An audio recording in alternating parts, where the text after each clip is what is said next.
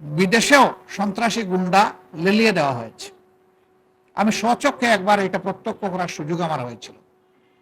আমি ইংল্যান্ড থেকে ফিরবো হিথ্রো এয়ারপোর্টে, দুইজন মানুষ ছায়ার মতো আমার সামনে যায় একবার, পিছনে যায় একবার, ডাইনে একবার, বায়ে একবার। আমি ডাকলাম, ডাকিয়ে বললাম যে are you Bangladeshi? Yes. Are you angel? এখন থেকে হা করে আমার দিকে তাকায়। বললাম আপনারা কি ফিরিস্তা? কেন এটা বলছেন? আমি বললাম তো আল্লাহ তো ফিরিস্তা লাগাই রাখছেন দুইজন, তা আপনারা কারা?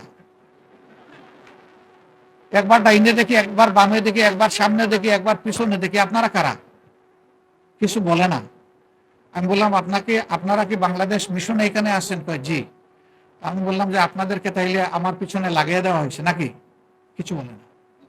আমি বললাম যে দেখেন, আপনাদের এই ঘোরাঘুরি আমার অপছন্দ এবং এটা অভদ্রতা।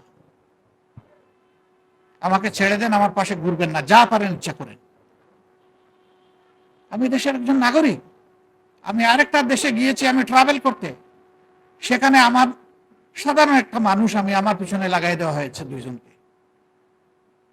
এইভাবে দেশে কিংবা বিদেশে বাংলাদেশের কোনো মানুষ, হোক সে স্বদেশী, হোক সে প্রবাসী, হোক সে নিবাসী, সকলের শান্তি কেড়ে নেওয়া হয়েছিল।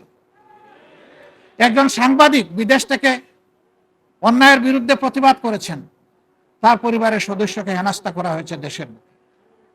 মা বোনদেরকেও রেহাই দেওয়া হয়নি।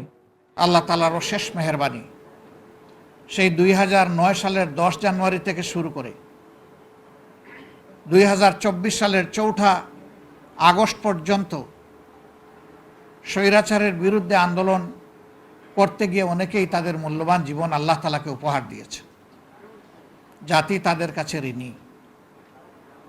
আল্লাহ তাআলার দরবারে দোয়া করি, যারা ঈমান নিয়ে নির্যাতিত হয়ে এভাবে দুনিয়া থেকে বিদায় নিয়েছেন, আল্লাহ রাব্বুল আলামিন তাদের সকলকে শাহাদাতের উত্তম মর্যাদা দান করুন। বিশেষ করে